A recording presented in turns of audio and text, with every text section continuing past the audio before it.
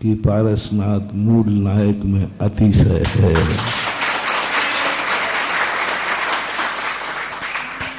इस मंदिर के सबसे प्राचीन भगवान, और उन्होंने कहा कि ठीक है मैं भक्तों का भगवान हूँ, इसलिए भक्त ले जाएंगे, लेकिन तू लाख करना, तुझे भी आना पड़ेगा, मैं तेरे सामने उच्चासन पर बैठूंगा। रास्ते तक भी निश्चित नहीं था। 2 मिनट हम लमकना के रोड पर रुके भी थे, लेकिन होता है जब कोई शुभ हो जाता है तो शुभ ही शुभ होता है। मूर्तियों की जो अशुद्धि थी, अपन छोटे में सुधारना चाह रहे थे और छोटे का कार्यक्रम करना चाह रहे थे, लेकिन इनकी संपूर्ण मूर्ति का सुधार होना था। अब पूरी मूर्ति ही बदल गई, उसकी मुद्रा ही देखने लायक है।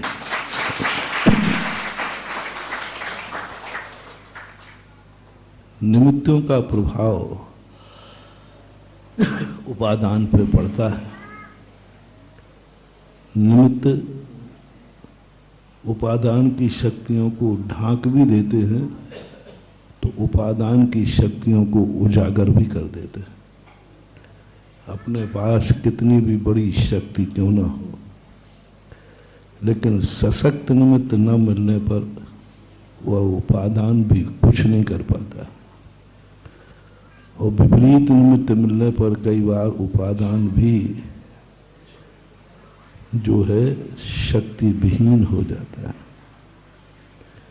ये मंदिर, ये मूर्तियां कुछ देती नहीं है, लेकिन हमारे अंदर छुपी हुई शक्तियों के भंडार को उजागर कर देते हैं। जैसे जलता हुआ दीपक बुझे हुए दीपक को कुछ देता नहीं है, कुछ नहीं देता, लेकिन उस दीपक को छू करके उस दीपक में जो जलने की शक्ति थी उसको प्रकट कर देता है। ऐसा ही हमारे देव, शास्त्र, गुरु ये कुछ देते नहीं हैं, कुछ नहीं देते। हम लोग मूर्तियों में भी कुछ नहीं देते, मात्र एक ऐसे मंत्र की स्थापना करते हैं जिससे वहां भगवत शक्ति प्रकट हो जाती है। निमित्त है, एक आलंबन है। जैसे खेत में किसान वातावरण बनाता है तो गेहूं में अंकुर आ जाता है, ऐसा ही प्रतिष्ठा के माध्यम से मूर्ति में ऐसे मंत्रों को स्थापित करते हैं जिन मंत्रों के माध्यम से सिद्धालय में बैठी उस आत्मा की शक्ति मूर्ति में स्वतः ही आ जाती है, अपने आप आती है। कुछ वस्तुएं ऐसी हैं जो आकर्षित करती हैं, मंत्रों के माध्यम से बड़ी बड़ी शक्तियां आकर्षित हो जाती हैं।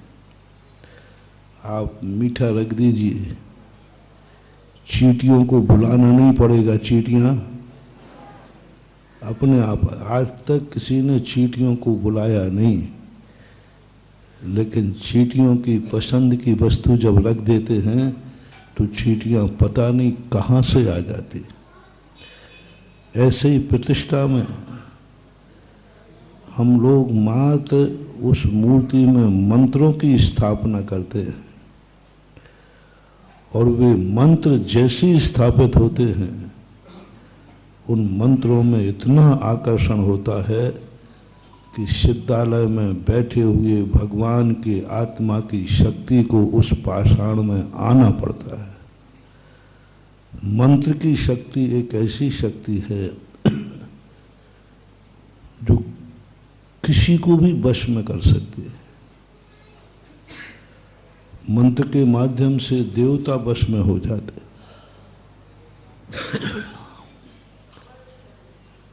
रावण के पास क्या था?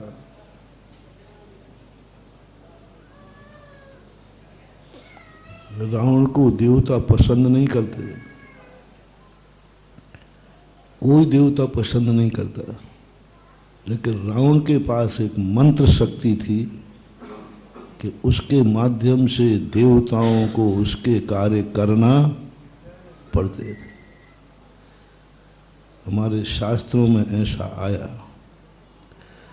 कि देवता कहते, हम भी लक्ष्मण के पूछने पर कि हे देवताओं, तुम इनका साथ क्यों दे रहे हो?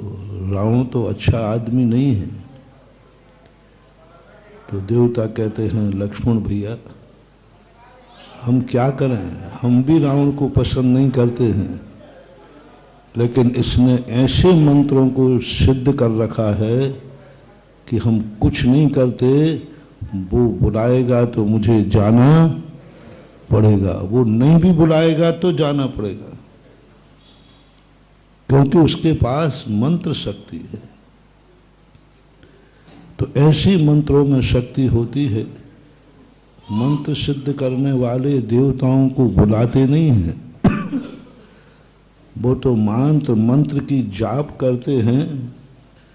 देवता अपने आप आते। पहले गुनिया लोग होते थे ना, सांप को बुलाना है तो सांप को बुलाते नहीं थे, यहाँ मंत्र फेरते थे, सांप क्योंकि वह पुण्य की तीर्थ होती है कि जब गुरुओं की वाणी से वाक्य और शब्द निकलते हैं तो अपने जीवन को मंगलमय करने जा रहे हैं। और उसी क्षण का इंतजार करते हुए आज परम पूज्य गुरु श्री सुधा सागर महामुराज की जो मंगलवाणी का हम इंतजार कर रहे थे। बंधुओं, यह भी एक बड़ा पुण्य का विषय रहता है कि संसार में कितने लोग विचरण कर रहे हैं, लेकिन ऐसी वाणी का पुण्य बहुत ही कम लोगों को प्राप्त होता है। लेकिन ये मझौली वालों के लिए बड़ा सौभाग्य का विषय है। और मझौली वालों के लिए अपुति क्या सौभाग्य का विषय है। आज महाराज जी के कितने बड़े भक्त, कितने बड़े बड़े दूर दूर से महाराज जी के भक्त महाराज जी के दर्शन करने के लिए आए हैं। और आज उनकी बेला में भी हम पूज्य गुरुदेव की इस मंगलमयी वाणी का अपने जीवन में उतार कर हम पुण्य प्राप्त करेंगे।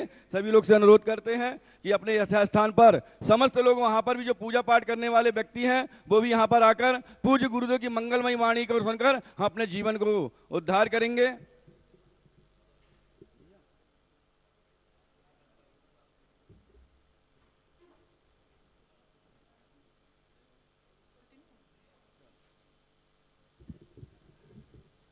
और जो बाहर से आए हुए हमारे पूज्य गुरुदेव के भक्तगण हैं, पूज्य गुरुदेव का पाद प्रक्षालन करने के बाद हम गुरु जी की मंगलमयी वाणी का अपने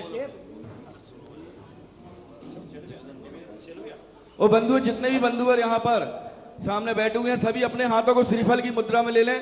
जितने भी लोग हैं सभी लोग अपने, जितने भी भक्तगण हैं, अपने हाथों को श्रीफल की मुद्रा में ले लें और पूज्य गुरुदेव के सामने समक्ष ऐसे श्रीफल भेंट करके हम उनसे निवेदन करेंगे कि हे गुरुदेव, ये हमारा पुण्य का उदय है, ये हमारे जीवन में कितना भाग्य का उदय है कि कितने बार हमने अपने जीवन में पुण्य लाया हो कि आपके आज साक्षात सामने बैठ के हमको मंगलमयी वाणी प्रवचन सुनने का हमको सौभाग्य प्राप्त हो रहा है। हे गुरुदेव, अपनी मंगलमयी वाणी से हमारे जीवन को कृतज्ञ करें। नमोस्तु गुरुदेव, नमोस्तु गुरुदेव, नमोस्तु गुरुदेव। जय श्री ओम नमः सिद्धेभ्यः।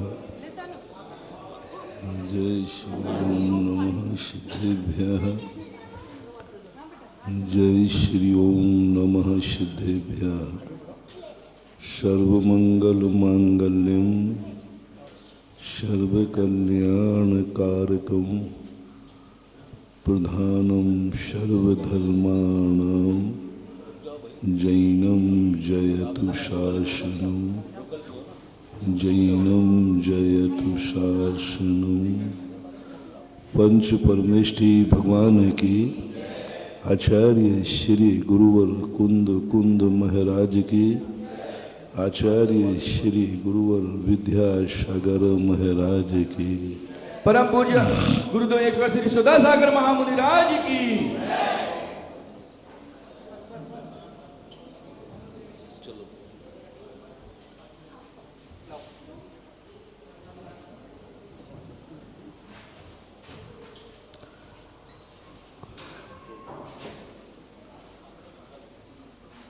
कुछ व्यवस्थाएं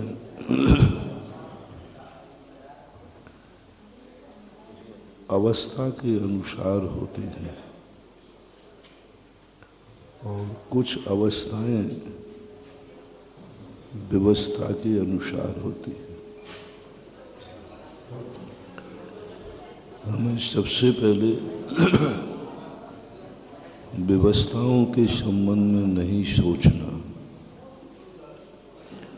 हमें अपनी अवस्था के संबंध में सोचना। यही भूल व्यक्ति करता आया है कि सबसे पहले व्यक्ति व्यवस्था को सोचता है। दुनिया में व्यवस्थाएं कहाँ कैसी व्यवस्था है और फिर व्यवस्था के अनुसार अवस्था बनाता है। परिणाम ये निकलता है कि व्यक्ति को जितनी योग्यता थी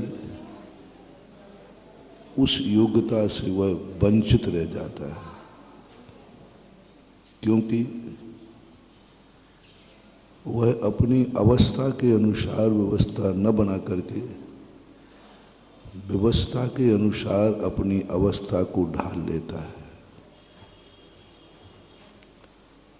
जहाँ जैसा स्थिति बनती है वैसा वह एडजस्ट करता है। ऐसे व्यक्ति संसार में कुछ ज्यादा नहीं पा पाते, मात्र जिंदगी का गुजारा कर लेते हैं। जहाँ जैसी व्यवस्था मिलेगी हम वैसा ही एडजस्ट हो जाएंगे। यही तो सबसे बड़ी भूल अनादिकाल से जीव करता आया। जहाँ जैसा गया, जिस योनि में गया उसी योनि के अनुसार अपने आप की व्यवस्था बना लेता है, वहां की व्यवस्थाओं में ढल जाता है। पेड़ पौधा बना तो पेड़ पौधे की अनुसार अपनी अवस्था बना ली, कीड़े मकोड़े बना तो बस उसी में रत रह गया, वही उसका सब कुछ है और उसी अनुसार वो जिंदगी जीता है। चींटी अपनी व्यवस्था बना लेती है, जो व्यवस्था है उसी के अनुसार अवस्था बना लेती है।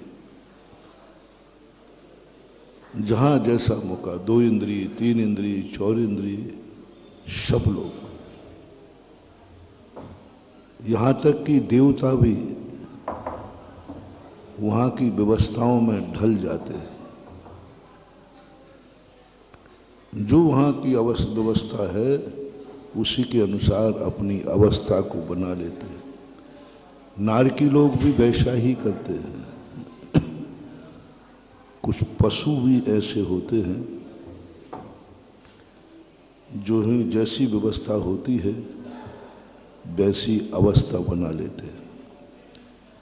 जैसा वातावरण देखा वैसे ही ढल जाते हैं। बहुत बड़ी भूल है। जैसा वातावरण देखा वैसे में ढल गए।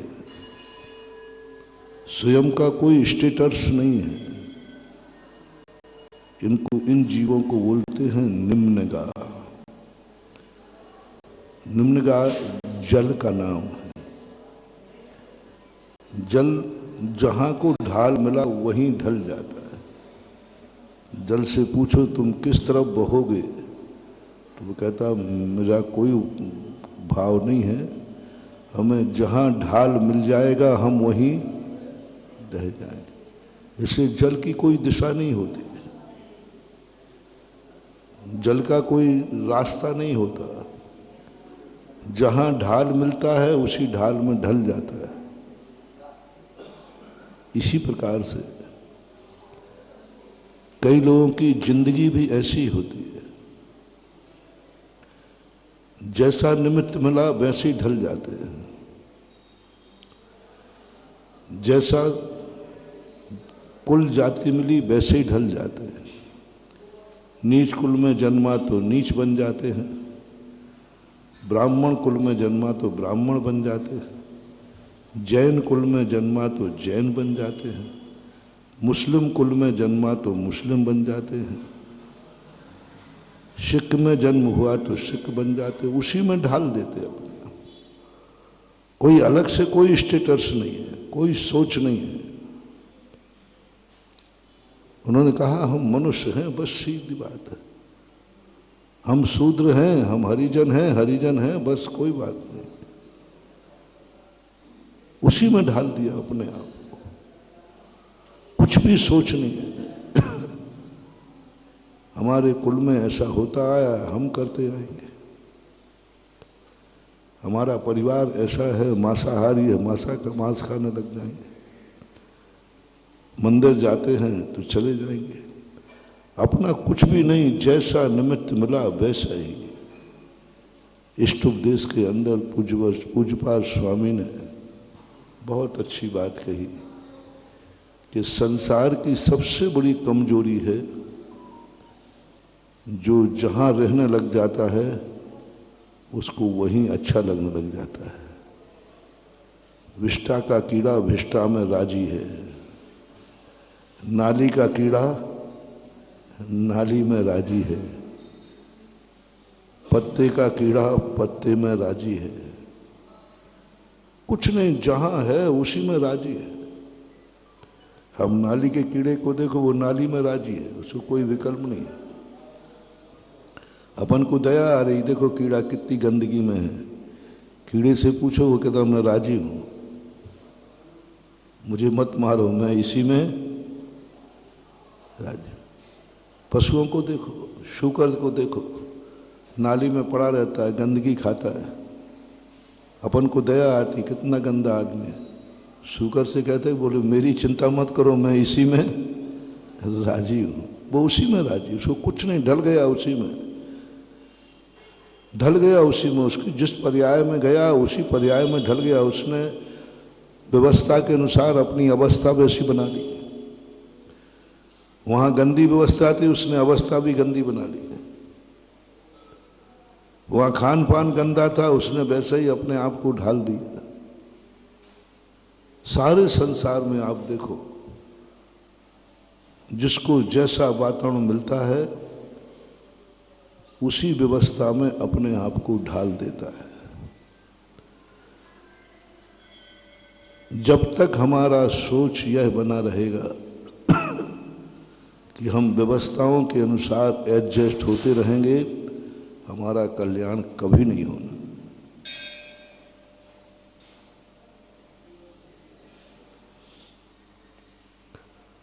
हमारे कल्याण की कभी भूमिका बनेगी नहीं, एक कदम भी आगे नहीं बढ़ोगे। इसे हमारे शास्त्रों में औदैक भाव कहते हैं। हमारे शास्त्रों में कहते हैं कि नियत की कठपुतली है, कर्मों के अनुसार नाच रहा है, इसका कुछ भी सोच नहीं है। पेड़ को कोई आएगा काट देगा, कट जाएगा। कोई पानी दे देगा, हरा हो जाएगा। कोई जला देगा, जल जाएगा। कुछ नहीं उसका कोई सोच। उससे पूछो हम तेरी क्या इच्छा है, बोले मेरी तो कोई इच्छा नहीं, जो हो रहा है सो हो रहा है। मात पशुओं में कुछ पशु होते हैं, वो भी नहीं, पशु पर्याय में जन्मते हैं, लेकिन वो पशुओं के अनुसार नहीं ढलते हैं, वो अपने अनुसार पशु को पर्याय को ढाल लेते हैं। ऐसे कुछ जानवर हुए। शूकर में भी हुआ एक, वो वहां की व्यवस्थाओं में नहीं ढला, वहां की व्यवस्था के अनुसार अवस्था नहीं बनाई, उसने अपना एक स्टेटस बनाया, मुझे सम्यक दृष्टि बनना है। पशु पर्याय सम्यक दृष्टि बनने के लिए नहीं थी, वो तो मूर्ख जड़ रूप पाप रूप है। त्रिहंच गति पाप कर्म के उदय से मिली है, वो नहीं गया था। लेकिन वहां जाने के बाद पूर्व भव का कोई संस्कार पड़ा होगा, पूर्व भव का कोई भ्रष्ट वृत्ति रहा होगा, पूर्व भव में कोई ऐसी चूक कर दी उसने कि उसे नीच पर्याय में जाना पड़ा। लेकिन वहां जाकर उसकी जाग गई भूल। ये बात और यहां मोटिवेशन दे दूं, जब कभी तुम अच्छा कार्य करो और किसी कारण से तुम भ्रष्ट हो जाओ, पतित हो जाओ, चूक जाओ, गलती हो जाए, मन नहीं लगे, फिर भी तुम करो, तुम आगे बढ़े नहीं बढ़ पाए, तुमने नियम लिया नहीं पाल पाए, तुमने दान बोला नहीं दे पाए, तुमने व्रत लिया टूट गया। पास होने वालों की नहीं कह रहा हूं, फेल होने वालों कह रहा हूं। अभी मैं पास होने वालों की चर्चा नहीं कर रहा हूं, फेल होने वाले जो हर कार्य फेल, नियम लेते ही टूट जाता है, व्रत किया टूट गया, किसी कार्य को करने गए फेल हो गए, मंजिल पे जा रहे थे रास्ते में नहीं पहुंच पाए, एक्सीडेंट हो गया, विघ्न हो गया, लौटना पड़ा, कहीं जाने का मन बन रहा था, विघ्न आ गया, नहीं जा पाए, महाराज बनने का भाव बन रहा था, बनाते हो, बनाना चाहिए। महाराज भाव तो बना लूंगा लेकिन बन नहीं पाऊंगा, कोई बात नहीं, मैं ऐसे ही अपाहिज लोगों के लिए इंतजाम कर रहा हूं, जो बनना तो चाहते हैं लेकिन बन नहीं पाएंगे। आप लोग भी आरिका नहीं बन पाओ तो कोई बात नहीं चलेगा, लेकिन बनने का भाव तो करो। हमारा जी बन ही नहीं पाना तो भाव क्या करना है, नहीं कोई बात नहीं चलेगा, नहीं बन पाओ तो कोई बात नहीं, भाव तो करो।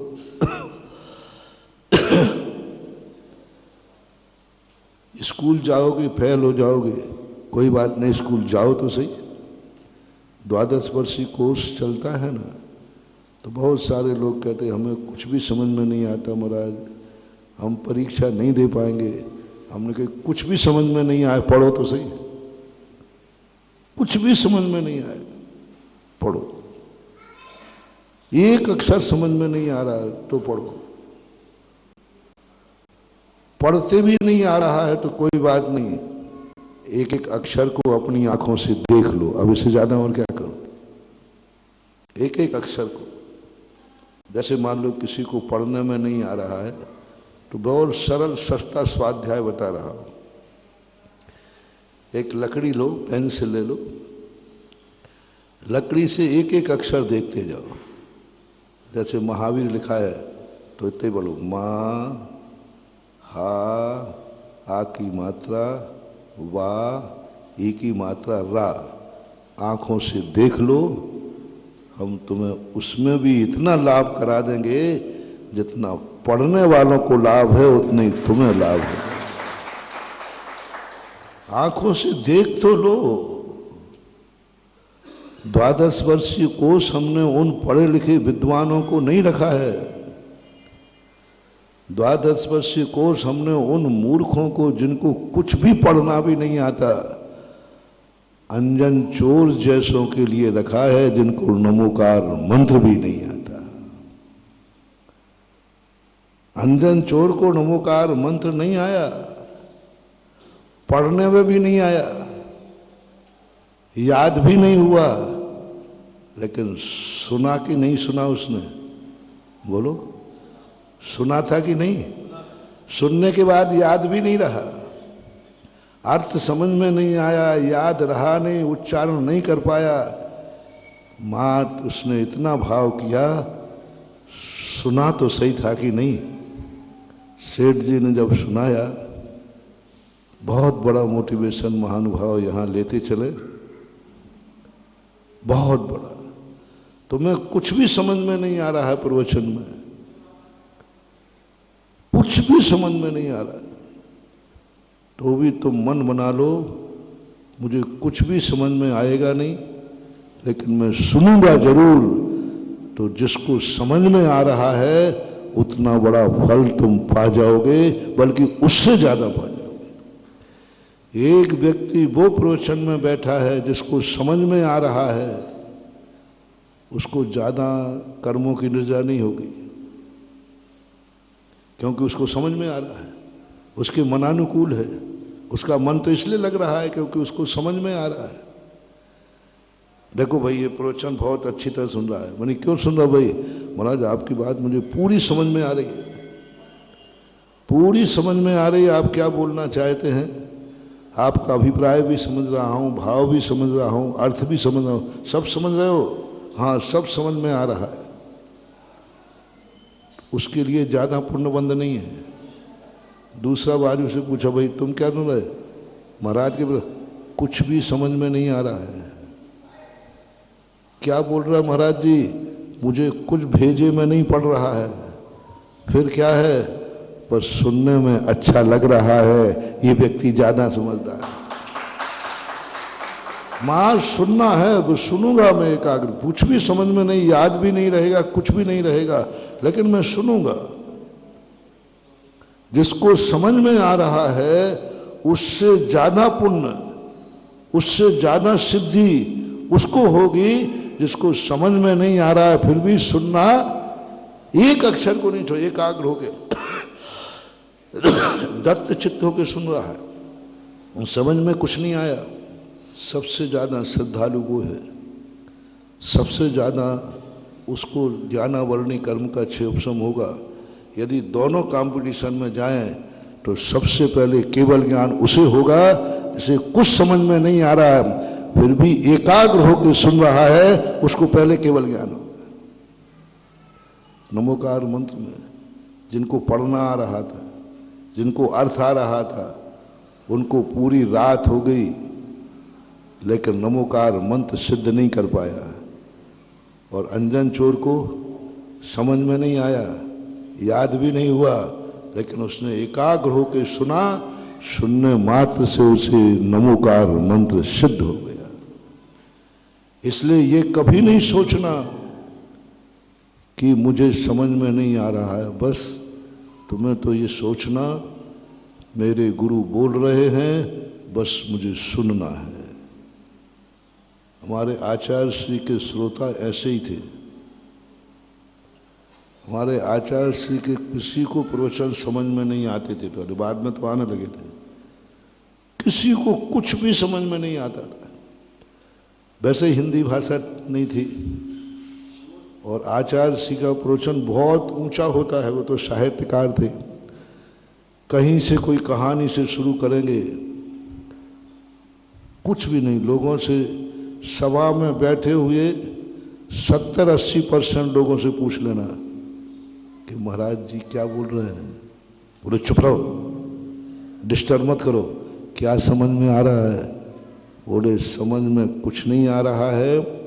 क्या महाराज बोल रहे हैं ये तो आप महाराज से पूछ लेना, लेकिन बस मुझे सुनने में बहुत अच्छा लग रहा है, बस सुनते जाओ। महाराज बोल रहे हैं, बस मैं सुन रहा हूं। बस 70-80% महाराज जी की सभा में ऐसे ही श्रोता थे। बस उनका बोलना अच्छा लगता था, बस कानों में शब्द आ रहे ना, क्या है, कुछ लेना देना नहीं। है ना, 70-80% अंजन चोर जैसे श्रोता होते थे हमारे आचार्य जी की सभा में, और उनको सिद्धि हो जाती थी, उनका कल्याण हो जाएगा। उसकी श्रद्धा ज्यादा है, क्योंकि समझ में नहीं आ रहा है फिर भी सुन रहा है, उसकी श्रद्धा ज्यादा है। इसलिए महानुभाव, शास्त्र को स्वाध्याय करो, कुछ भी समझ में मत आने दो, द्वादश वर्षीय कोष पढ़ने वाले जो दूर भाग रहे हैं उनसे मेरा कहना है, तुम्हें जनवाणी का कुछ भी समझ में नहीं आए, बिल्कुल भी समझ में नहीं आए, बस तुम एक नियम ले लो कि शास्त्रों में जितने अक्षर लिखे हैं मैं अपनी आंखों से उसे देखना चाहता हूं, बस कुछ नहीं करना, आंखों से देखना है बस अपनी आंखों से एक एक अक्षर लाइन देखते जाओ पेंसिल रख करके। आपको उन समझदारों से पहले केवल ज्ञान होगा, क्योंकि आपकी श्रद्धा कितनी है। जो खोपड़ी में समझ में नहीं आया वो आंखों से समझ लिया, नहीं, गुरु की वाणी है, गुरु महाराज ने लिखे हैं अपने हाथ से ग्रंथ में, उन अक्षरों में मत अटका करो। महावीर शब्द जो है ना, जब मां बनाया होगा तो किसने बनाया होगा? महाराज ने। अब महाराज का उपयोग मां पे गया और उन्हें ऐसी लाइन खींची होगी मां की, ओहो जो गुरु महाराज ने मां लिखा उसको मैंने आंखों से देख लिया, ये श्रद्धा कम है क्या? अटूट, कभी नहीं घबराना। समझने की चेष्टा हो जाए, समझ में आए तो ठीक, नहीं आए तो कोई बात नहीं, कोई बात नहीं, पढ़ना है, बस मुझे पढ़ना है। द्वादश वर्षीय कोर्स हमें पढ़ना है। परीक्षा महाराज परीक्षा नहीं दे पाऊंगा, देना है। महाराज फेल हो जाऊंगा, हो जाओ। एक व्यक्ति को अच्छी तरह पढ़ने में आया, पूरा रट लिया, अर्थ आया और 95 नंबर लाया, 98 नंबर लाया, 75 नंबर लाया, सुनना। और एक व्यक्ति को समझ में नहीं आया, फिर भी उसका परीक्षा तो दूंगा, और वो 10 नंबर लाया। दोनों में से किसका केवल ज्ञान पहले होगा? एक 95 नंबर लाया और एक को कुछ भी समझ में नहीं आया, फिर भी परीक्षा तो दूंगा, चाहे भली 10 नंबर आए।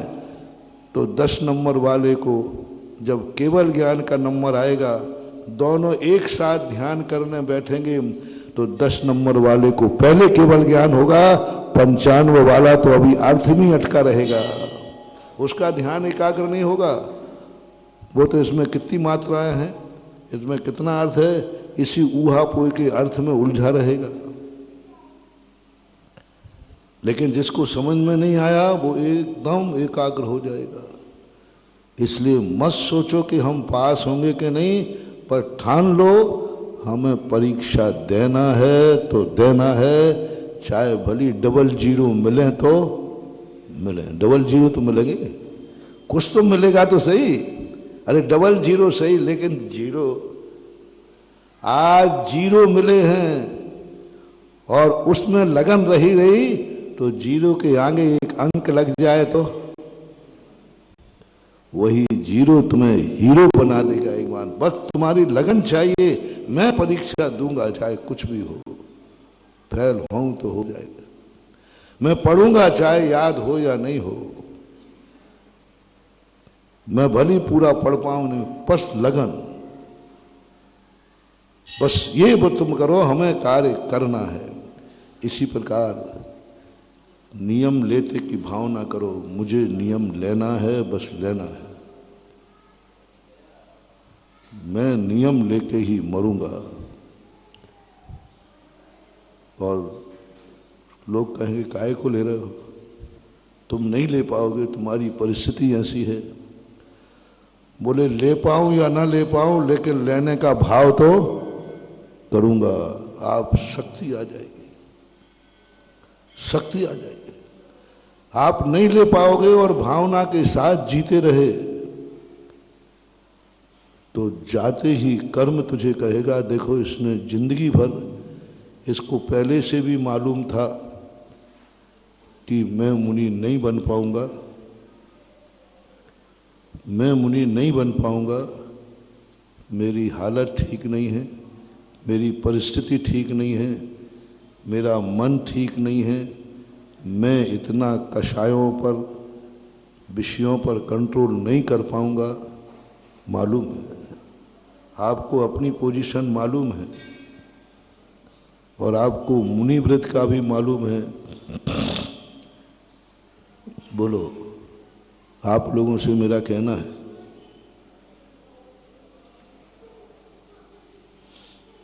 मैं तो मुनि व्रत पालने की शक्ति रखता हूं और पाल रहा हूं और पालूंगा। आप लोगों में मुनि व्रत पालन करने की शक्ति है, पाल लोगे? हाँ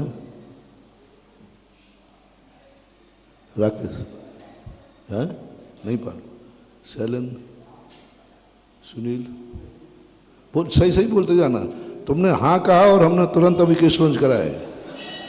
हाँ बोल देना, हाँ बोलो भाई। आगे वाले, हाँ तलवाड़ा वाले पाल लोगे मुनि व्रत? बोलते जाओ, अच्छे से बोलो। पाल लोगे? पार्लर होगा तो फिर आ जाओ जल्दी। कोई हाथ उठा रहा हो जो मुनि व्रत पाल सके? छोकरो तुम लोग, हाँ इतने, हाँ सही, हाथ जोड़ने में फायदा है। कोई है? ऊपर नहीं पूछ रहा हूं, ऊपर तो हाथ उठ जाएंगे अभी हाल नहीं है। आप लोगों के आर्य का व्रत पाल लोगे? माँ जी, आर्य का व्रत पड़ जाएगा आपसे? नहीं पड़ेगा महाराज। अब बूढ़ा बूढ़ा होगी, कहीं बूढ़ी हो गई, कैसे पालोगे? केस लॉन्च करना पड़ेगा, नहीं पाल पाओगे ना। आज उनको प्रवचन दे रहा हूं, उनको नहीं दे रहा हूं जो पाल सकेंगे, जो पल रहे हैं, जो पाल रहे हैं, जो पालने की हिम्मत रखते हैं, जिनको मालूम है कि जिंदगी में मैं कभी मुनि नहीं बन पाऊंगा, मेरी हिम्मत नहीं है, क्योंकि तुम्हें सबको अपनी अपनी शक्ति मालूम है, सबको अपनी अपनी कमजोरी, अपन को अपनी अच्छाई पता हो या ना हो, लेकिन हर व्यक्ति को अपनी बुराई पता जरूर रहती है। आप कभी शेयर करना, कितने लोगों को हो जिनको अपनी अच्छाई पता नहीं हो, लेकिन हर व्यक्ति को अपनी बुराई जरूर पता रहती है कि मेरे में ये कमी है। अपनी ताकत का ज्ञान किसी को हो ना हो, लेकिन अपनी कमजोरी का ज्ञान जरूर सबको होता है। हम में कितनी ताकत है ये जरूरी नहीं कि अपन को ज्ञान हो, लेकिन हम में कितनी कमजोरियां हैं ये अपने ज्ञान में होती है। विष्णु कुमार महाराज में कितनी ताकत है ये उनको मालूम नहीं थी, लेकिन कमजोरी कितनी थी उनको मालूम थी। विष्णु कुमार मुनि जिन्होंने 700 मुनियों की रक्षा की, उनको मालूम नहीं था कि मेरे पास विक्रिया रिद्धि है, लेकिन उनको कमजोरी मालूम थी कि मैं इतने दिन हो गए ध्यान करते करते मुझे केवल ज्ञान ही नहीं हो रहा है। हर व्यक्ति को अपनी कमजोरी मालूम है। हमें अपनी कमजोरी मालूम है कि मैं अरहंत नहीं बन पाऊंगा इस भव में, क्योंकि मुझे मालूम है कि मेरा संगनन हीन है, मैं शक्तिहीन हूं। आपने किस बल पर कह दिया? आप क्या कल मुनि नहीं बन सकते हो? आपने ऐसा क्यों कहा कि आप सर्वज्ञ हो? आपके पास इतना ज्ञान कहां से आ गया? अरे आज नहीं बनोगे, कल नहीं बन पाओगे, ये तुमने मना कैसे कर दिया? ठीक है, आज नहीं बनना है, इतना तो बोल दो कि कल बनूंगा। अरे महाराज जी, कल का भी मुझे मालूम है। अरे मरने के पहले बनोगे? अरे महाराज जी आप समझो, मुझे मरने के बाद तक का पता है। नहीं बन पाओ? कैसे बोल रहे हो? किस बल पे बोल रहे हो? इतना कह दो कम से कम, महाराज जी आज तो नहीं, आज तो अब आपने आकस्मिक पूछ लिया है, तो अभी मैं तैयारी करके नहीं आया हूँ। वो बैंक में हस्ताक्षर भी करना है, बेटा बेटियों का इंतजाम भी थोड़ा परिवार की व्यवस्था करना है, इसलिए। लेकिन मैं मरने के पहले बनूंगा जरूर। तुमने तो पूरा ही सपाट कर दिया। नहीं, जीवन के अंतिम समय तक मैं नहीं बन पाऊंगा, ये भी निर्णय तुम्हारा है। हम कहें कि थोड़ी गुंजाइश रख लो, इतना कह दो महाराज जी प्रयास कर रहा हूं, भावना तो है, कल की तो मना नहीं करता हूं, लेकिन आज नहीं बनूंगा। चलो हम तुमसे सेटलमेंट करते हैं कल के लिए, अगली साल के लिए, 10 साल बाद, 25 साल बाद मर रहे हो जब। नहीं महाराज, नहीं कह पाऊंगा, क्योंकि तुम्हें अपनी कमजोरी मालूम है। तुम्हें अपनी कमजोरी, बस उस कमजोरी ने तुम्हें सर्वज्ञ बना दिया। कमजोरी ने तुम्हें घोषणा करा दी, नहीं बन पाऊंगा महाराज, काहे को बेफालतू व्यर्थ में कहा बात करो, नहीं बन पाऊंगा, क्योंकि हमारी कमजोरी हमें मालूम है। और बात सही है, जो तुम बोल रहे हो तुम्हारी बात गलत नहीं है। वह कमजोरी तुम्हें जीवन के अंत तक नहीं बनने देगी, ये तुम्हारा सोचना गलत नहीं है। मुझे विश्वास है, थोड़ी सी भी उम्मीद तुम्हें होती कि मैं कल बन सकता हूं, तो आप ये नहीं बोलते कि महाराज मैं नहीं बनूंगा, तो मैं कहते महाराज जी आज तो नहीं, लेकिन बन सकता हूं। अपने आप मुंह से निकलता, क्योंकि तुम धर्मात्मा हो, क्योंकि मैं तुम्हें सम्यक दृष्टि मानता हूं, क्योंकि तुम्हें मैं अपना भक्त मानता हूं। मेरे भक्त के मुख से गुरु पूछे और ना निकल ही नहीं सकता। मैंने ये नहीं पूछा कि मुनि बन रहे हो क्या, मैंने पूछा है कि मुनि बनोगे क्या। मैं बोला जो जो आज आए हैं सबको मुनि बनना है, ये नहीं कहा। ये कहा मुनि बनोगे क्या, भविष्य के लिए कहा। तो मुझे अपने भक्तों पर विश्वास है, मेरी आवाज पर कभी मना नहीं कर सकता, ना निकलेगा ही नहीं। मुझे बहुत विश्वास है अपने भक्तों पर कि मेरे भक्तों में यदि थोड़ी भी ताकत है, 10% भी यदि उसको हौसला है, तो वो गुरु से हाँ कह देगा, हाँ महाराज बनूंगा। मैंने कई बार देखा, निमियों में देखा, दान में देखा।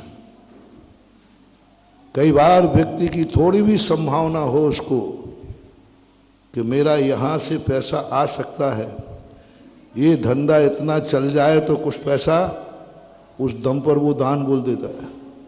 अभी उसकी हैसियत नहीं है, आज उसकी हैसियत नहीं है, थोड़ी सी उम्मीद है, एक प्लाट पड़ा है और थोड़ी चर्चा में भी है कि वहां से हाईवे निकलने वाला है। देखना वहां से क्या निकलने वाला है, हाईवे निकलेगा तो प्लाट के दाम अभी निकला नहीं है, थोड़ी शुक्र पुकर है, थोड़ा सा संभावना है, उतने पर भी मेरा भक्त दम लगा देगा। 10% उम्मीद है, थोड़ा सा उम्मीद है कि वहां से अर्निंग हो सकती है। ये धंधा इस प्रकार से चल जाए तो बड़ा संभावना तो है। मुझे विश्वास है, आप कैसे हो वो आप जानो। मुझे तो अपने भक्त पर विश्वास है कि उसको 10% भी उम्मीद है, और मैंने उसको इशारा किया है तो पट्ठा कूद जाएगा। बोले जो है सो है महाराज, आपने कहा है तो हाँ है, ना नहीं करेगा। 10% उम्मीद पर ना हाँ कह देगा वो। बहुत सारे भक्तों ने ऐसा किया, और मैंने उनसे पूछा, मैंने कि भैया तूने इतनी बड़ी बॉडी ले ली, तेरी औकात क्या है मैं जानता हूं, तेरी औकात मैं जानता हूं, क्या करेगा। बोले मुराद जी वो 10% की एक उम्मीद है, वही वाली बात कि प्लाट के बाजू से कुछ हाईवे निकल करेगा। गुरु रोक देंगे, लेकिन वो कहेगा महाराज जी है, थोड़ी उम्मीद है, कर लेगा, चाहे भली फेल हो जाए, चाहे भली यदि हाईवे नहीं निकला तो चुकाने के लिए कोई दूसरा उपाय नहीं है, फेल हो सकता है। उसको आई एम सॉरी प्लीज कहना पड़ेगा, उसकी बोली डूब जाएगी, दे ही नहीं पाएगा। कोई बात नहीं, कोई बात नहीं, तूने डुबोने के लिए कहा था या करने को कहा था? नहीं महाराज, करने को हृदय से कहा था, लेकिन वो जिस उम्मीद से कहा था वो उम्मीद पूरी हुई नहीं। चिंता मत करना, तुम्हें बोली डूबने का किंचित मात्र भी पाप नहीं लगेगा, ये गारंटी मैं ले रहा हूं। क्योंकि तुम्हारा साहस तो देखो, 1 रुपया तुम्हारे पास उस समय नहीं था। उस समय तुम्हारी कोई कुवत नहीं थी, मां 10% की उम्मीद थी। किस पर? उम्मीद के बल पर तुम इतना बड़ा दांव खेल गए। उम्मीद के बल पर तुमने इतनी बड़ी बात गुरु की मान ली। उम्मीद के बल पर। महानुभाव, बहुत बड़ी बात कह रहा हूं। यदि कभी ऐसा उम्मीद के बल पर तुमने दांव खेल दिया और आप नहीं भी दे पाओगे, गारंटी लेता हूं आपको किंचित मात्र भी पाप नहीं लगेगा। बल्कि बस जो बात मैं पूछूंगा अभी उस पर एक कभी हाँ नहीं कहूंगा। जमानत ले रहा हूं, कोई ऐसे नहीं मैं अपनी जमानत जब्त कराऊंगा तुम्हारे लिए। हाँ, नहीं तो फिर भगवान और कर्म हमारी जमानत जब्त करेंगे। पहले थोड़ा सा बताऊंगा तुम्हें। उसके पीछे एक शब्द है, एक फीलिंग है, एक संवेदन है। बोली दे पाना, बोली नहीं दे पाना, इससे कोई फर्क नहीं पड़ेगा। मुनि बनने का तुम्हारा 10% उम्मीद है, आप हां कह दीजिए। नहीं बन पाए तो घबराओ मत। नहीं बन पाए तो घबराओ मत। कोई घबराने की जरूरत नहीं है। बस इतने ही सा पूछ रहा हूं कि तुमने बोली ली, 10% उम्मीद पर ली थी, लेकिन वो फेल हो गई, रोड नहीं निकला। अब देने की कोई गुंजाइश और दूसरी है ही नहीं, सब तरफ से है ही नहीं, थी भी नहीं और है भी नहीं। अब ऐसा हो जाए, बस इतना सा बता दो, तुम्हें फीलिंग कैसी हो गई? अच्छा हुआ बच गए। खेद है कि देखो मेरी किस्मत ने साथ नहीं दिया, मेरे जरूर कोई पुण्य में कमी रही है, आज मैं उम्मीदों में फेल हो गया। बस इतनी सी फीलिंग कर लेना। मैं तुम्हें वो आशीर्वाद दे रहा हूं कि इस पर्याय में मरने के बाद जैसे तुम ऐसे अमीर बाप के जन्मोगे कि तुम्हारे जन्म पर जितनी तुमने बोली ली है, छोड़ी है, उससे कई गुनी वो तुम्हारे जन्म उत्सव पर तुम्हारा बाप बोली लेगा।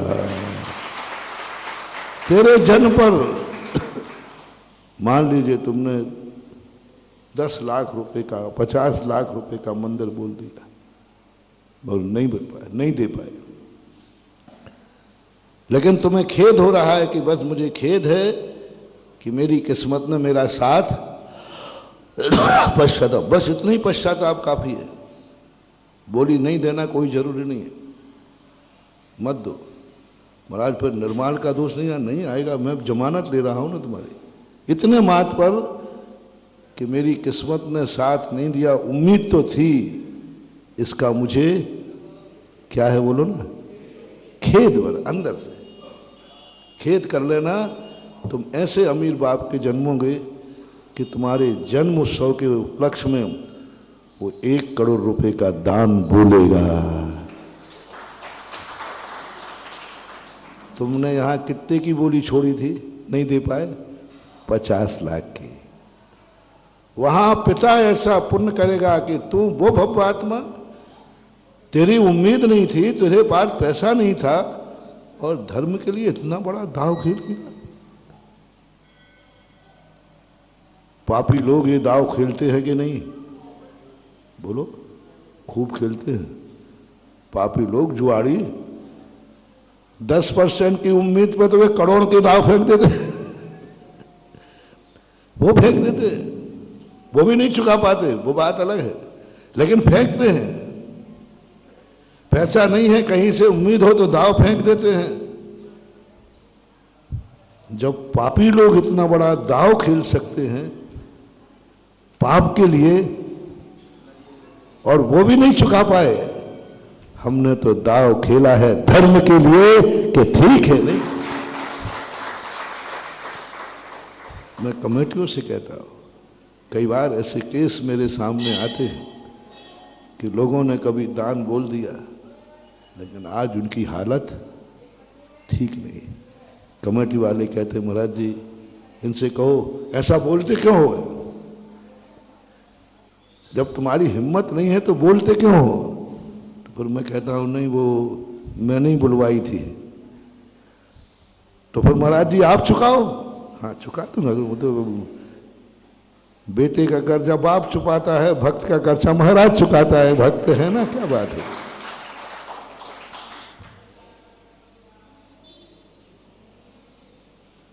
बस ये बता दो कि सही में वो असमर्थ है। कमेटी से पूछता हूं, आप तहकीकात करो, सर्वे करो, क्या सही में वो बोली देने लायक नहीं है या बदमाशी से नहीं दे रहा है। पापों के लिए पैसा है, जुआ के लिए पैसा है, अय्यासी के लिए पैसा है, और दान की बोली चुकाने के लिए आनाकानी कर रहा है, तो इनकी जमानत नहीं दूंगा। हाँ, इनकी जमानत लेने पर तो मैं और उल्टा फंस जाऊंगा। कमेटी कहती नहीं महाराज उसकी हैसियत अब नहीं है, हैसियत थी भी नहीं और अब तो उसकी हैसियत है ही नहीं, सही में वो नहीं दे पाएगा। बस मैंने कहा ये बात तो पक्का है, पक्का है। पर सामने वाले से पूछता हूं क्यों भाई क्या बात। महाराज जी बहुत दुख है, बहुत दुख है कि मैं बड़ी मुश्किल से धर्म के भाव हुए थे, लेकिन मेरी किस्मत ने मेरा साथ नहीं। तो लिया क्यों तुमने। बोले महाराज थोड़ी उम्मीद थी। क्या बोल देना महाराज, मैंने इस बल पे ले लिया कि उम्मीद थी, वहां से क्या निकलने वाला था, बस इस उम्मीद पे ले लिया तो नहीं निकला। बोले महाराज नहीं निकला, नेताओं ने दूसरी तरफ से निकाल दिया। होता है ऐसा। बस बेटा मैं जमानत लेता हूं तुम्हारी, मैं तुम्हारी बोली कैंसिल कराई, मैंने कई जगह कैंसिल कराई। तो वो कहता महाराज जी पाप कितना लगेगा। मैंने कि बिल्कुल नहीं, गारंटी मेरी है।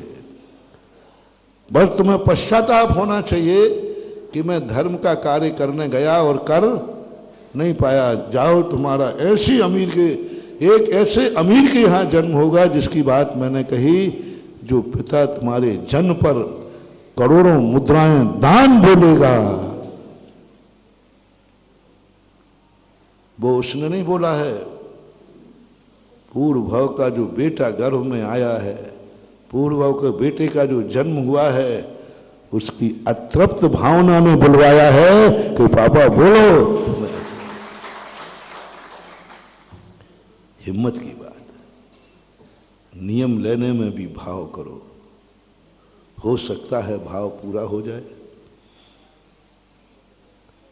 यदि थोड़ी भी उम्मीद हो, एकदम सीधा नहीं नकारना, थोड़ी भी उम्मीद दिख रही हो, हाँ पूरी उम्मीद नहीं है, खेती नहीं है, प्लाट ही नहीं है, तो क्या हाईवे करेगा। प्लाट ही नहीं है तो क्या है, प्लाट हो तो हाईवे से मूल्य बढ़ सकते हो, यहां तो प्लाट ही नहीं है, कुछ है ही नहीं, फिर नहीं बोलना, फिर नहीं बोलना, क्योंकि उम्मीद ही नहीं तो हम बोलेंगे क्या। और ना फ्यूचर में कोई उम्मीद दिख रही है तो फिर नहीं बोलना। और थोड़ी भी उम्मीद दिख रही हो, छोटे बालकों से मेरा कहना है, अविवाहित बच्चों से मेरा कहना है, बच्चियों से कहना है, ये कभी महाराज पूछें क्यों महाराज बनोगे क्या, तो ना मत कहना, क्योंकि अभी उम्मीद है, अभी उम्मीद है, क्योंकि अभी आप इस समस्या में नहीं फंसे हो कि अब तुम बनने लायक ही नहीं रहे, अब तुम बनने लायक ही नहीं रहे। वो उम्मीद आए महाराज अब मैं बनने लायक रहा ही नहीं, थोड़ी भी गुंजाइश है, थोड़ी भी, तो तुम्हारे मुंह से कभी गुरु पूछे तो हाँ कह देना, बस इतना समय लेना महाराज, आज जल्दी नहीं करना। हाँ, मैं बैठा हूं इसी का उदाहरण। देखो, शायद होनहार मुंह से निकला वचन सही हो जाए। मैं कितना छोटा था मुझे पता नहीं है, पर एक दो बार और सुनाया ये संस्मरण। उस संस्मरण को इसलिए याद रखता हूं क्योंकि वो संस्मरण मुझे पता नहीं क्यों अपनी खुद की वचन सिद्धि पर गर्व करता हूं। हंसी मजाक में अबुद्धिपूर्वक बिना सोचे समझे मुंह से निकल गया। अब तो सोच समझ के कहता हूं, अब तो बिना सोचे समझे बिना बुद्धि के यूं मजाक मजाक में निकला मुंह से शब्द सही हो गया। मुझे और संस्मरण ज्यादा याद नहीं, लेकिन इस संस्मरण को मैं सदा जीवित रखता हूं, सदा जीवित रखता हूं, हमेशा याद रखता हूं। और मुझे लगता है या शायद जो आज आप लोग कहते हो कि आपके मुंह से जो निकल जाता है वो ऐसा आप लोग कहते हो, मैं समझता हूं ये बीज मेरा आज का नहीं है, ये बीज मेरी उस अवस्था का है जब समय में कुछ भी नहीं जानता था। 6-7 साल जो भी रहा हो, बहुत छोटा था, उम्र का भी मुझे पूर्णतः अच्छी तरह ज्ञान नहीं है, लेकिन वो वाक्य याद है। एक महाराज थे, उनकी आकृति भी याद है, लंबे लंबे महाराज थे। उनका कमंडल भी याद है, लाल कमंडल था, तुमड़ी वाला, एक ऐसा तुमड़ी जैसा कमंडल होता था, वो कमंडल था। वृद्ध थे काफी, बस उनकी भैयावृत्ति कर रहा था। तो महाराजों की आदत होती है, क्यों रे महाराज बनेगा क्या? तो पहले तो मैंने महाराज, मैंने इतने बूढ़े होकर किससे पूछ रहे हैं, अभी मैं क्या कह दूं महाराज बनूंगा, बताओ भैया। अभी मैं महाराज बनने लायक हूं नहीं, अभी उम्र भी छोटी और पूछ रहे। थोड़ी देर तो मुझे अच्छा सा नहीं लगा, पता नहीं कौन सी शक्ति थी, कौन सी अंदर की चेतना थी। तुरंत मन ने कहा, देख गुरु को कभी ना नहीं बोलना, गुरु कहे तो ना नहीं बोलना। और मेरे मुख से कहने लगा जी।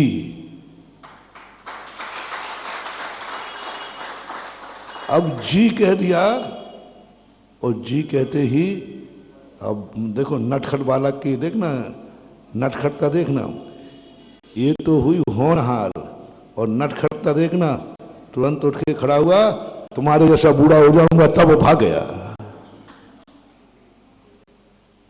और बोलो, अबुद्धिपूर्वक हंसी मजाक में बिना सोचे समझे जी निकल गया। बोलो जी हो गया कि नहीं, बोलो ना, क्या बात है। शास्त्रों में ऐसे कई उदाहरण हैं। इसलिए जब तुम्हें कोई भी धर्म कार्य करने की थोड़ी भी उम्मीद हो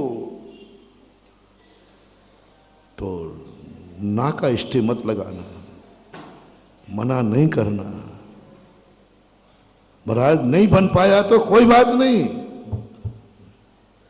हमारे यहां हंसी मजाक में भी 2 उदाहरण मेरे शास्त्रों में आते हैं। एक कन्या को निकांक्षित अंग में है संभवतः अनंतमती, पिताजी और माँ दोनों जने महाराज के पास बैठे थे। तो उनसे कह रहे थे, महाराज जी अष्टांग का पर्वों का हम संयम ब्रह्मचर्य व्रत लेना चाहते हैं। तो महाराज ने कहा और मम्मी पापा ने कहा, तुझे क्या नियम लेना है? उन्होंने कहा, जो पापा ने लिया वही मेरा मम्मी ने लिया। अब वो कुछ जानती नहीं बच्ची, वो ले लिया। मम्मी पापा ने कहा ले ले ले जो लेना हो ले ले। अब बड़ी होने के बाद मम्मी पापा ने कहा बेटा अब तेरी कुंडली निकालूं। बोले कुंडली काहे की पापा, आपने तो ब्रह्मचारी व्रत दिलवाया था। बोले मैंने कब दिलवाया, मैंने कब दिलवाया, मैंने तो तेरे से हंसी मजाक में कहा था यूं। वो कहती पापा क्या व्रतों के साथ भी हंसी मजाक होती है, क्या नियम के साथ भी हंसी मजाक होती है।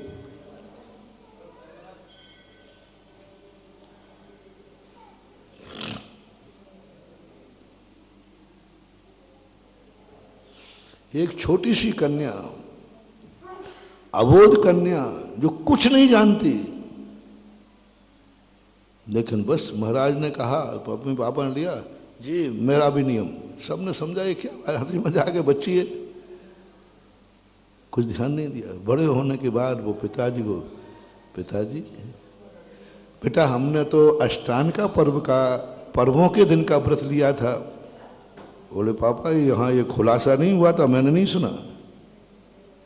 हमने तो इतना सुना है कि आपने ब्रह्मचर्य व्रत लिया है, मैं ब्रह्मचारी जानती भी नहीं थी, अब जानने लगी हूं।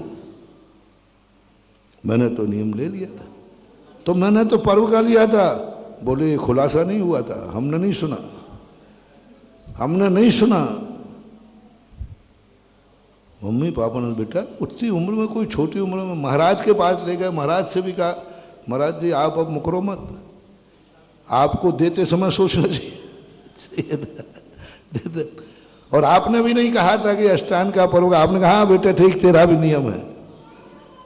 ओहो क्या नियम पाला महानुभाव, क्या नियम पाला। अबोध दशा में, बालक दशा में, जब कोई ज्ञान नहीं है, हंसी मजाक में व्रत लाया और बच्ची ने कह दिया व्रत के साथ कोई हंसी मजाक धर्म के साथ नहीं होती। फिर उसके ऊपर कितने संकट आए, अपहरण हो गया, कहाँ कहाँ गई पूरी कहानी आप पढ़ लेना। लेकिन हंसी मजाक में भी मुंह से निकला हुआ वाणी ऐसी सत्य हुई, ऐसी सत्य हुई कि बाद में वो महान आर्यिका बन करके, आर्यिका संलेखना व्रत धारण करके और स्वर्ग में जाके आज पुरुष पर्याय में है, मोक्ष जाएगी हंसी मजाक में।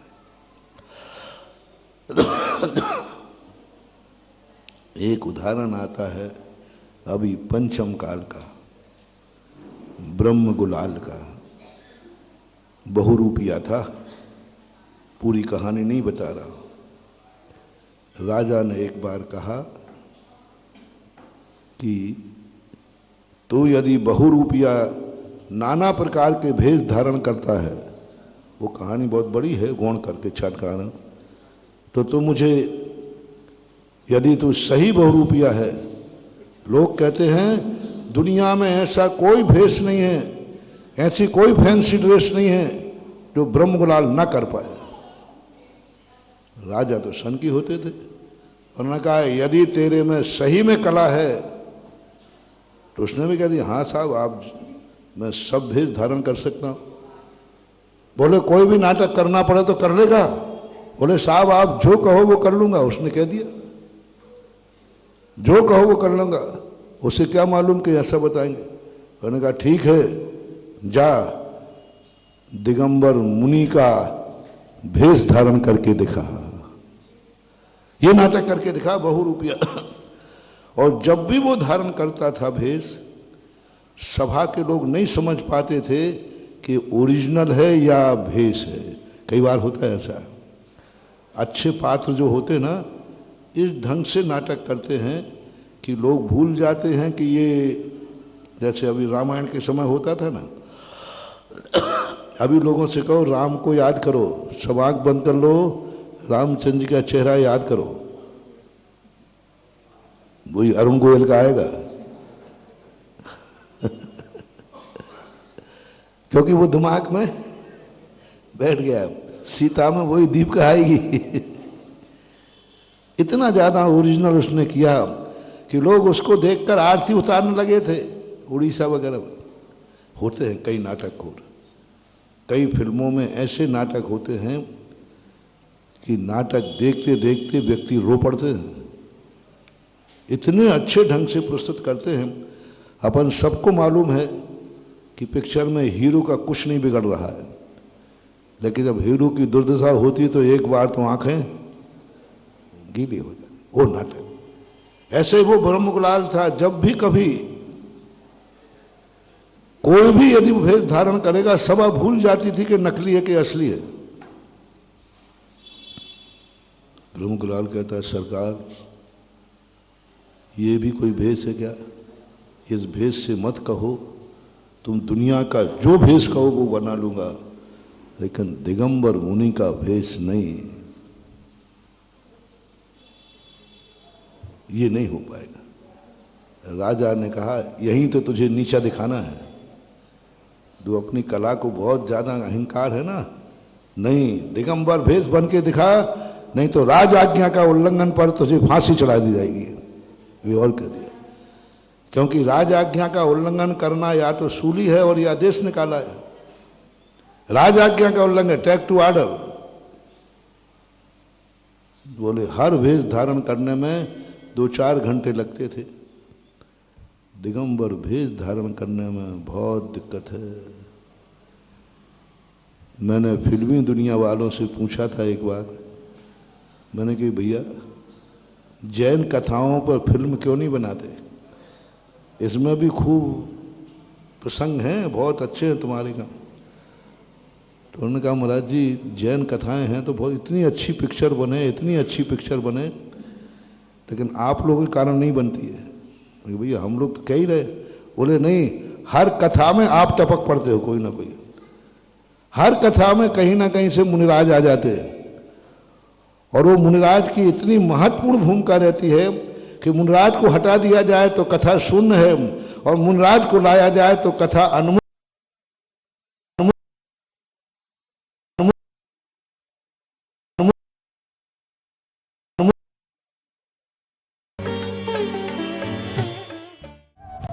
साहब इसके लिए 6 महीने का समय लगेगा। बोले तू तो कहता था कि हम 6 घंटे में कोई भी रोल कर देते। बोले कोई तो कर दूंगा, लेकिन दिगंबर मुनि का भेष धारण नहीं कर पाऊंगा। 6 महीने का समय मांगा। 6 महीने तक उसने साधना की, और 6 महीने बाद ऐसा मुनि का भेष धारण करके आया, केश लॉन्च करके आया। केश लॉन्च किए ओरिजिनल।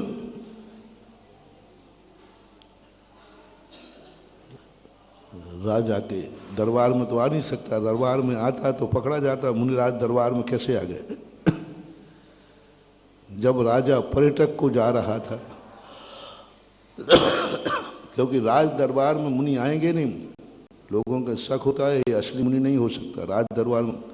तो राजा जब पर्यटन घूमने जाते थे, वो भेष धारण करके उस रास्ते से, वो राजा इधर से जा रहे हैं, वो इधर से जा रहा है, और राजा ने देखा अरे तो मुनिराज आ गए हम। तो राजा रथ से उतर करके मुनिराज की वंदना करते हैं, और ओहो धन्य हो मुनिराज, जय हो जय हो। जैसे ही पैर छूने लगे, ब्रह्मकुलाल ने पैर हटा लिया। राजन बोले तुम ब्रह्मकुलाल है? बोले मैं देख करके ही समझा ओरिजिनल, मैं तो समझ नहीं पाया कि तू ब्रह्मकुलाल है। राजा ने कहा मान गए तुझे, तू जो भी आज तक भेष धारण किया सब असली लगे, आज भी मैंने तो तुझे असली मुनि मान करके नमस्कार किया है। असली मुनि मानकर नमस्कार किया। तू पास हो गया, चल राज दरबार में तुझे बहुरूपिया की उपाधि का एक पुरस्कार दिया जाएगा। बोले राजन माफ करना, अब कोई पुरस्कार नहीं, अब कोई भेष नहीं। दिगंबर भेष एक ऐसा भेष है जो एक बार धारण किया जाता है, दोबारा नहीं।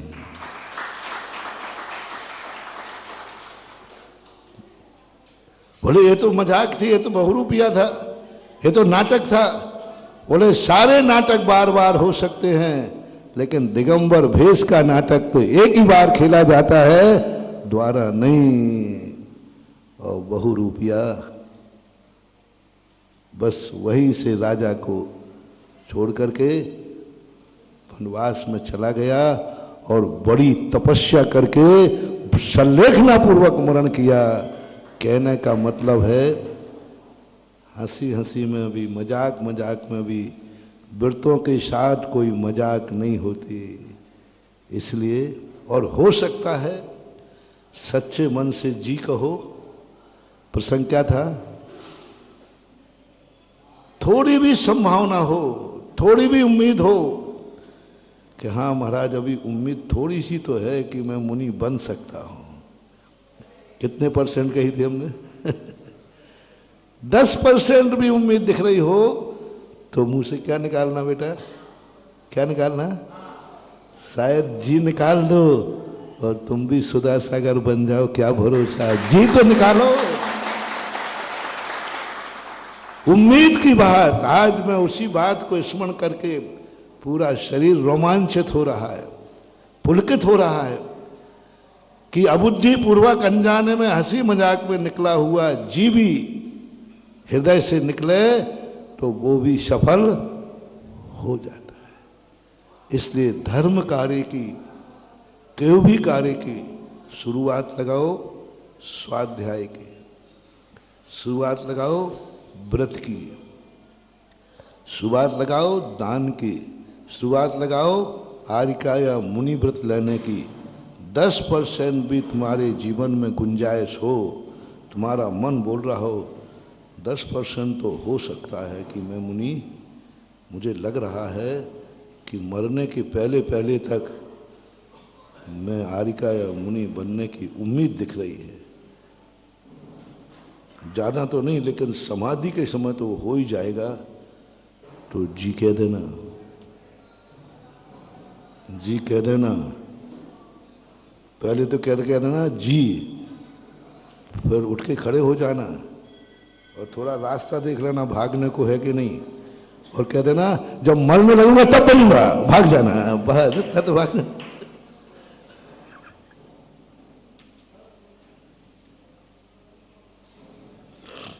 मैं क्या कह के भागा था? जी, जब तुम्हारे जैसा बूढ़ा हो जाऊंगा बन जाऊंगा। ऐसा ही तुम भाग जाना। हाँ महाराज जी जी, लेकिन जब मरने लगूंगा तब बन जाऊंगा। महानुभाव, मुझे विश्वास है, मुझे विश्वास है कि सही जैनत्व तो तुम्हारे पास है, सही देव साध गुरु के प्रति श्रद्धा है, तो वो तुम्हारा अबुद्धि पूर्वक मजाक में किया हुआ जी तो ऐसा निमित्त बना ले कि मरने समय तो कहना क्या, मरने के पहले तुम मुनि व्रत धारण करके और महाव्रती बन करके जीवन यापन करो, जीवन चलाओ। ताकत है, क्योंकि बस श्रद्धा एक होना चाहिए। यदि ये भी नहीं कर सको, ये भी न कर सको, तो फिर अंतिम कह रहा हूं, मत नियम लेना, मत जी कहना, बस इतना सा कह लेना, भावना तो है लेकिन शक्ति नहीं। क्या कहा? भावना तो है, इसको मत नकारना। ये मत कहना महाराज मेरी तो भावना ही नहीं है, मेरी तो भावना ही नहीं। ये कहते ही मिथ्या दृष्टि होगा, फिर कुछ विकल्प नहीं। ना मेरी भावना है, ना व्रत करने का भाव है, ना मंदिर जाने का भाव है, ना दान देने का भाव है, ना कुछ भी मेरा भाव है ही नहीं। बस फिर तो कोई उपदेश बनता नहीं। फिर उनके लिए तो कोई उपदेश देने का, जैसे मारीच के लोग हैं, वो मारीच ने सीधे कह दिया मुझे बनना ही नहीं है, मेरी श्रद्धा ही नहीं है, मुझे करना ही नहीं है। ये बात अंतिम वाक्य कह रहा हूं मैं। इतना तो कह ही देना, भावना तो है लेकिन मेरी शक्ति नहीं है, और महाराज भविष्य में भी नहीं दिख रही है। मैं जिन अपनी कमजोरी में जानता हूं, मेरे अंदर जो कमजोरी है ये अंत तक भी नहीं बनने देगी। हमारे जिनेंद्र वर्णी करके हुए हैं, उनसे जब पूछा गया था, हमने पूछा था क्योंकि हम उनकी सेवा में थे समाधि के समय ईश्वरी के अंदर, तो हमने कहा, मैं एलक था, वो छुल्लक जी थे, मैं उनकी सेवा में 2-3 महीने उनकी अच्छी सेवा की सल्लेखना के में। तो मैंने एक दिन कह दिया, मैंने कि महाराज जी आचार्य से कहो ना, अब तो तुम समाधि ले रहे हो, सल्लेखना चल रही है, अब थोड़ी सी जिंदगी और बची है 2-4 दिन की, तो आचार्य से कहो ना कि मुनि दीक्षा दे दो, मुनि बन के मरो ना, समाधि तो ले ही रहे हो। बहुत अच्छी उत्कृष्ट समाधि थी उनकी। मैंने उन्हीं की समाधि को देख करके समाधि के प्रति हमारी श्रद्धा चौगुनी बढ़ गई। अन्यथा बिगड़ी हुई समाधि देखकर समाधि के भाव बिगड़ जाते, भैया अपन को नहीं लेना, लेकिन उनकी समाधि देख करके भाव हुआ कि समाधि लेना चाहिए। लेकिन वो बोले स्पष्ट, बोले एलक जी महाराज, परम सागर जी, मैं अंतिम समय तक मुनि दीक्षा नहीं ले पाऊंगा। अब देखना, सल्लेखना ले रहे हैं, चारों प्रकार के अन्न जल का त्याग कर दिया, 3 दिन बचे, आज उन्होंने सब त्याग कर दिया, अन्न जल का सब त्याग कर दिया।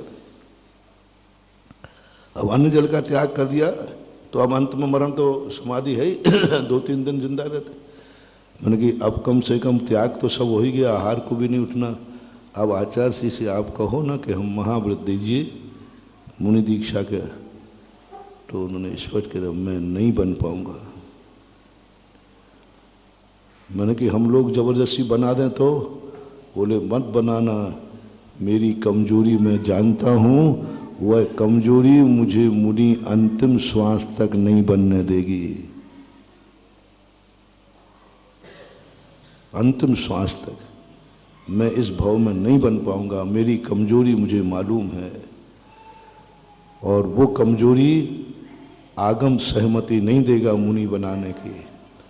आप भी नहीं बनाओगे, आचार्य से भी नहीं बनाऊंगा, और मैं भी नहीं बनूंगा, उस कमी को मैं बताऊंगा नहीं।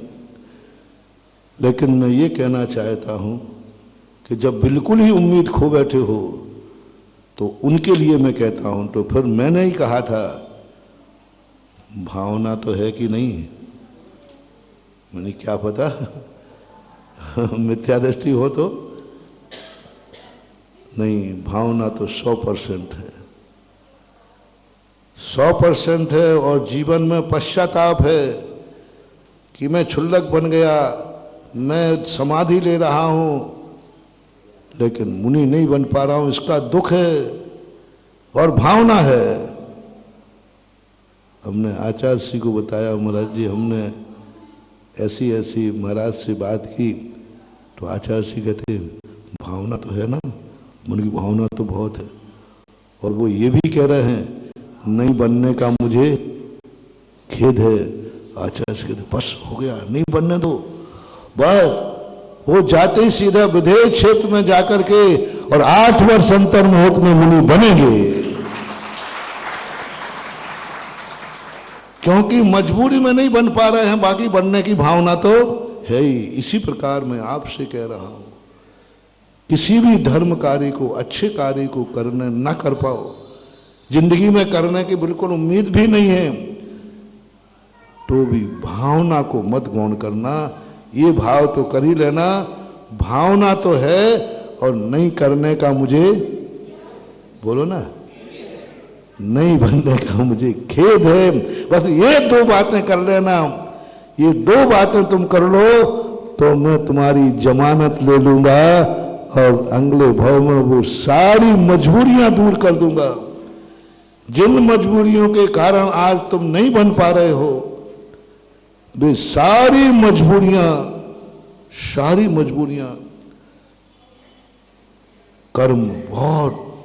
कर्म बहुत समझदार है महानुभाव, बड़ी वो पुद्गल है, बड़ी वो जड़ है। लेकिन कर्म के जब हमने अच्छाइयां पढ़ी, सारी दुनिया कर्मों की बुराई पढ़ती है, हमने कर्मों की अच्छाइयां पढ़ी। कर्म की अच्छाई देखो, मुझे कर्म पर विश्वास है। जो बन नहीं पा रहा है, बनने की भावना है और बनने का खेद है, यदि इस भावना के साथ तुम्हारा मरण हो गया, कर्म नियम से वहां जन्म दिलाएगा जहां तुम्हें ये मजबूरियां होंगी ही नहीं। फिर कोई मजबूरी नहीं होगी, सीधा रास्ता साफ होगा। 8 वर्ष अंतर मुहूर्त में तुम्हें निमित्त मिला देगा ये कर्म। विदेश क्षेत्र भेजेगा, विदेश में ऐसे कुल में भेजेगा जहां तुम्हें कोई रोक टोक नहीं, कोई बाधा नहीं। शक्ति देगा वज्रसम नारा संगनन, इतनी शक्ति देगा वज्रसम नारा संगनन। अनुकूलता सब मिला देगा, पूरा परिवार रिश्तेदार सब अनुकूल होंगे। महत इतना सा कहना है, भावना तो है, नहीं करने का मुझे खेद है। अब बोल दो भैया, मुनि बनने का भाव है कि नहीं है? और नहीं बन पाए तो खेद है। बस इतने दो, बहुत बड़ा मंत्र तो नहीं दिया, कोई कठिन मंत्र तो नहीं है, बोलो ना। नहीं, सबके ये 2 मंत्र तो अपनी जिंदगी में रख ही लेना, अच्छा कार्य कर पाओ या। और तीसरा मोटिवेशन क्या दिया कि यदि थोड़ी सी भी उम्मीद है तो इष्टे मत लगाना, रास्ता खुला रखना। रिपीट कर रहा हूं, किसी अच्छे कार्य करने की यदि 10% भी उम्मीद है तो फिर इष्टे नहीं लगाना, जी कहना। और उस बात की मैंने जमानत ले ली, 10% उम्मीद पर तुमने हां कह दिया और नहीं कर पाए तो मैं तुम्हारी जमानत लेता हूं, तुम्हें किंचित मात्र भी दोष नहीं लगेगा, बल्कि वही दशा होगी तुम्हें। बस वहां भी तुमने कह दिया, मैंने हां तो कह दिया, लेकिन क्या मेरी किस्मत में साथ दिया? 10% उम्मीद थी, वो उम्मीद खत्म हो गई, हाईवे वहां से निकला नहीं, ओहो मेरी किस्मत खराब है। खेद कर लेना, तो भी तुम्हारी वही दशा होगी जो पहले वाले की हुई। कर्म कहेगा देखो साहस तो देखो इसका, 10% पे नाव खेल गया, 10% पे हां कह दिया। अभी समझ नहीं रहा, जान नहीं रहा, अभी छोटी सी बुद्धि है, जी कह दिया। कर्म कहता है इसका साथ देना है। इस अवस्था में जी कह दिया, उसके पहले हो सकता है मेरी किस्मत में मुनिपना नहीं लिखा हो, नहीं कह सकते। लेकिन कर्म ने कहा, इसने क्या कह दिया इस छोटी अवस्था में, गुरु के सामने इसने मना नहीं किया और जी कह दिया। अब ये कर्म कहेगा नहीं, इस बालक को तो ऐसे निमित्त बनाओ कि इसकी जीवी सफल हो जाए। अनंतमती के कर्म कांप गए, बोले क्या कर रहे, इस कन्या ने हंसी मजाक में और छोटी अवस्था में लिया, नहीं देवता रक्षा करने आए महान हुआ। अनंतमती की कथा पढ़ते ही रोंगटे खड़े हो जाते। एक कन्या को कितने संकट आए, कितने लोगों ने अपहरण किया, कितने लोगों ने भीलों ने पता नहीं क्या क्या, देवताओं के सिंहासन कांपे।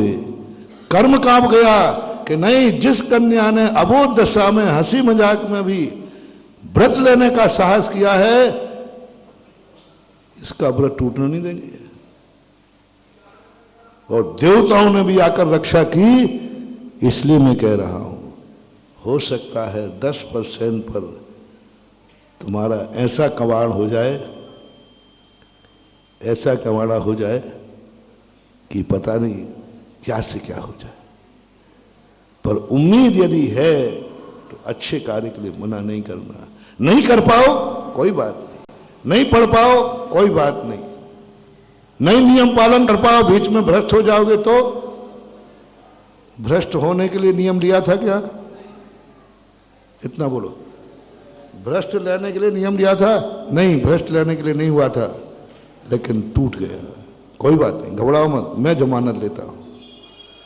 नियम तोड़ने के लिए नियम मत लेना, और नियम टूट गया है तो मैं जमानत लेता हूं, तुम्हें ऐसी अनुकूलता कर्म बताएगा फिर तुम्हारा वर्धमान चारित्र होगा, कोई तोड़ने वाला ही नहीं मिलेगा, निमित्त ही नहीं मिलेगा। इसलिए व्यवस्थाओं के अनुसार अपनी जिंदगी को मत ढालो। जैसी व्यवस्था मिली, जैसा मिला वैसे ही ढल गए, निमित्त की कठपुतली बन गए। राग का निमित्त आया, राग करने लगे, द्वेष का निमित्त आया, द्वेष करने लगे, दुश्मन आ गया तो दोष क्या, हम कठपुतली हैं।